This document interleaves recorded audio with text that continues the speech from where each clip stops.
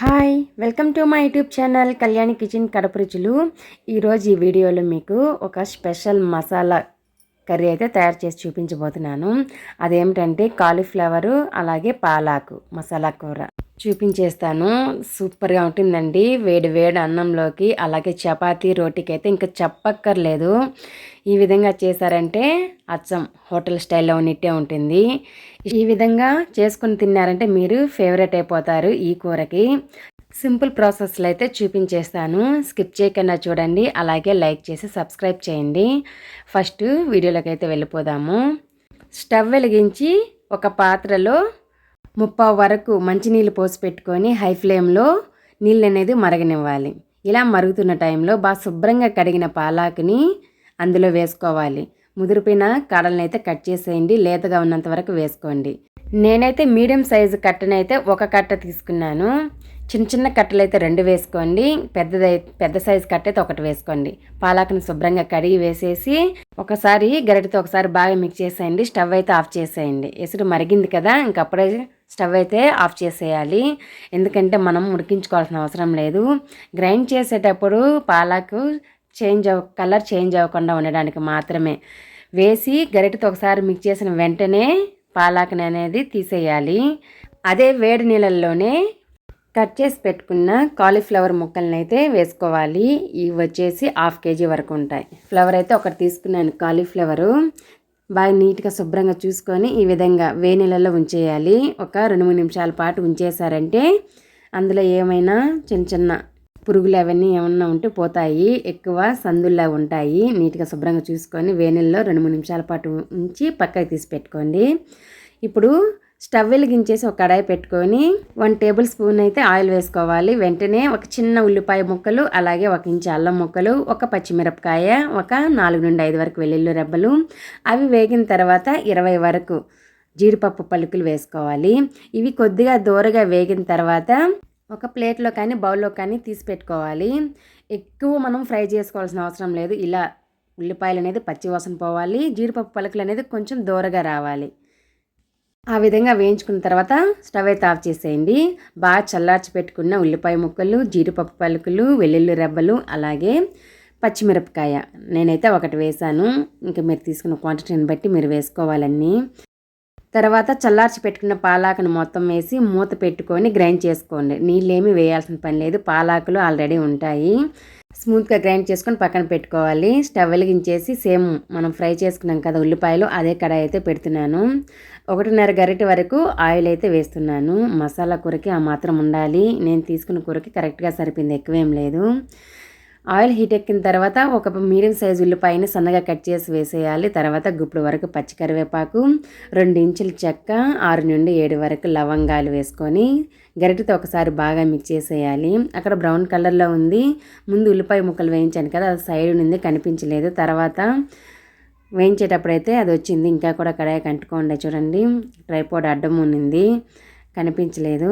తర్వాత వచ్చేసి ఉల్లిపాయ ముక్కలకు సరిపడా సాల్ట్, కొద్దిగా పసుపు వేసేసి లైట్ గోల్డ్ కలర్లో వచ్చేంత వరకు ఫ్రై చేసుకోవాలి. ఈ విధంగా వేగిన తర్వాత 1 కప్పు టమాటాలు, ఇవి వచ్చేసి 1/2 కిలో వరకు ఉంటాయి.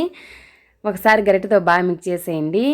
టమోటాలు అయితే సాఫ్ట్గా అయితే అయిపోయాయి కదా, ఈ టైంలో గ్రైండ్ చేసి పెట్టుకున్న మసాలా పేస్ట్ వేసేయండి. అదే అండి పాలక్ మసాలా పేస్ట్ వేసి గ్రైండ్ చేసుకున్నాం కదా, అది మొత్తం వేసేయండి. మిక్సర్ జార్లో ఉన్నది కూడా మొత్తం అయితే నీట్గా తీసి వేసేయండి. మీరు జీడిపప్పు వేసిన ప్లేస్లో అయితే ఎండు కొబ్బరి, పచ్చి కొబ్బరి కూడా యూజ్ చేసుకోవచ్చు. కానీ గ్యాస్ట్రిక్ ఉన్న వాళ్ళైతే ఇలా జీడిపప్పు వేసుకున్నారంటే బాగా డైజెషన్ అవుతుంది. అందుకనే ఎక్కువ నేనైతే జీడిపప్పు వాడతాను, చిక్కదనం కోసం అనమాట. ఇప్పుడు కొబ్బరి కూడా చిక్కదనం కోసమే వాడతాము, అండ్ టేస్ట్ కూడా లేండి. జీడిపప్పు వేసి కర్రీ చేసుకుంటే రిచ్నెస్ వస్తుంది. డిఫరెంట్ టేస్ట్ అనమాట. కొబ్బరితో ఒక టేస్ట్, దీంతో ఒక టేస్ట్ ఉంటుంది. ఇప్పుడు మసాలా పేస్ట్ అయితే వేసుకున్నాం కదా, పాలక్ మసాలా పేస్టు. ఇప్పుడు చల్లార్చుకున్న కాలీఫ్లవర్ ముక్కలు కూడా వేసుకోవాలి. తర్వాత కూరకు సరిపడా సాల్ట్ వేసేసాను. ఒకసారి గరిటెతో బాగా మిక్స్ చేసేయండి. ఆయిల్ పైకి వచ్చేంత వరకు మనము మగ్గించుకోవాలి. ఈ మసాలా పేస్ట్లో కాలీఫ్లవర్ కొద్దిసేపు మగ్గించుకోవడం వల్ల ముక్కలకి మసాలా అనేది బాగా పట్టి తినేటప్పుడు మనకి కాలీఫ్లవర్ పీస్ కూడా చాలా టేస్టీగా అనిపిస్తుంది. మూత పెట్టుకుంటూ మధ్య మధ్యలో మిక్స్ చేసుకుంటూ కంపల్సరీగా పచ్చి వాసన పోయి మంచి సువాసన వచ్చేంత వరకు వేయించుకోవాలి. అప్పుడప్పుడు మిక్స్ చేయడం మర్చిపోవద్దండి, ఎందుకంటే తొందరగా అడగంటేస్తుంది జీడిపప్పు వేయడం వల్ల. మీరు ఆ ప్లేస్లో కొబ్బరి వేసుకోవాలన్నా వేసుకోవచ్చు. మనకి మసాలా అయితే బాగా వేగిపోయింది, ఆయిల్ కూడా పైకి తేలింది కదా. ఒకసారి బాగా మిక్స్ చేసుకున్న వెంటనే 1 tablespoon coriander powder, 1/2 tablespoon chilli powder, 3/4 teaspoon garam masala వేసేసి ఒకసారి బాగా మిక్స్ చేసేయండి. ఇది కూడా ఒక 2-3 నిమిషాల పాటు మీడియం టు హై ఫ్లేమ్లో మగ్గించుకుంటే బాగుంటుంది, ఎందుకంటే వేసిన పొడులు బాగా వేగుతాయి. నేనైతే హై ఫ్లేమ్లో పెట్టి దగ్గరే ఉండి మిక్స్ చేసుకుంటూ ఉన్నాను. ఆయిల్ అయితే సపరేట్ అయిపోయింది కదా, ఇప్పుడు ఇంకోసారి బాగా మిక్స్ చేస్తున్నాను. ఇలా ఒకసారి బాగా మిక్స్ చేసి ఇప్పుడు మనం ఇందులో కావాల్సినన్ని నీళ్ళు అయితే వేసుకుందాము. మీకు ఎన్ని కావాలో అన్ని నీళ్ళైతే వేసుకోండి. నేను ఈ గ్లాస్తో అయితే వేస్తున్నాను. 3 గ్లాసుల వరకు వేసాను, ఎందుకంటే కాలీఫ్లవర్ కూడా ఉడకాలి కదా, మనమేం ఆల్రెడీ ఉడికించలేదు కాబట్టి 3 గ్లాసుల నీళ్ళు అయితే ఈజీగా పడతాయి. 3 గ్లాసుల నీళ్ళు వేసేసి గరిటెతో ఒకసారి బాగా మిక్స్ చేశాను.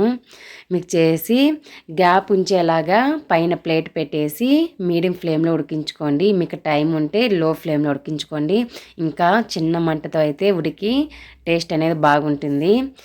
ఇలా గ్యాప్ ఉంచేలాగా ప్లేట్ పెట్టారంటే పొంగిపోకుండా ఉంటుంది. నేను మధ్యలో ఒకసారి మిక్స్ చేస్తూ చూపిస్తున్నాను. ఉడుకుతున్నాయి కదా, ఈ విధంగా ఉడుకుతూ ఉండాలి. ఇలా ఉడుకుతున్న టైంలో ఒకసారి బాగా మిక్స్ చేసామంటే అన్ని కాలీఫ్లవర్ ముక్కలు బాగా కరెక్ట్గా ఉడుకుతాయి. ఇంకొద్దిసేపు మూత పెట్టుకొని ఉడికించుకోండి, సేమ్ ఇలానే పొంగిపోకుండా ఉంటుంది. మనకి కూర అనేది రెడీ అయిపోయిందండి. కలర్ కూడా చేంజ్ అయింది కదా, సిల్కీగా క్రీమీగా భలేగా ఉంటుందండి ఈ కూర అయితే. ఇంకా నేను స్టవ్ అయితే ఆఫ్ చేస్తున్నాను. చల్లారిందంటే ఈ పులుసు అనేది ఇంకొద్దిగా చిక్కబడుతుంది, కరెక్ట్ కన్సిస్టెన్సీ వస్తుంది. ఇలా వేడివేడిగా కూర చేసుకొని చపాతీ రోటీలోకి అలా ముంచుకొని తింటే ఉంటుందండి సూపర్ అసలు. ఫైనల్గా కొత్తిమీర అయితే వేసేస్తున్నాను. కొత్తిమీర వేసేసి ఒక్కసారి గరిటెతో బాగా మిక్స్ చేశారంటే నా స్టైల్లో కాలీఫ్లవర్ పాలాకు మసాలా కూర అయితే రెడీ అయిపోయిందండి. గుమగుమలాడుతూ టేస్టీగా భలేగా ఉంటుంది. ఈ కూర చేశానంటే మా పిల్లలు ఎంత ఇష్టంగా తింటారో. నేను ఆ రోజు లంచ్ బాక్సులకి ఇచ్చి పంపించాను. నైట్ అయితే చపాతీలో కూడా వేసుకొని తిన్నామండి, చాలా బాగుంటుంది. మరి ఇంకెందుకు ఆలస్యం, ఈ రెసిపీ మీకు నచ్చిందంటే ఇంట్లో తప్పకుండా ఒకసారి ట్రై చేయండి. ట్రై చేసి తిన్నారంటే మళ్ళీ మళ్ళీ కాలీఫ్లవర్ పాలాకు తెచ్చుకొని మరీ ఈ కర్రీ చేసుకొని తింటూ ఉంటారు, అంత టేస్టీగా ఉండే కాలీఫ్లవర్ పాలాకు మసాలా కూర అయితే రెడీ అయిపోయింది. ఫుల్ వీడియో చూసిన వాళ్ళందరికీ చాలా థ్యాంక్ యూ అండి. ఇంకో మంచి రెసిపీతో వస్తాం. బాయ్.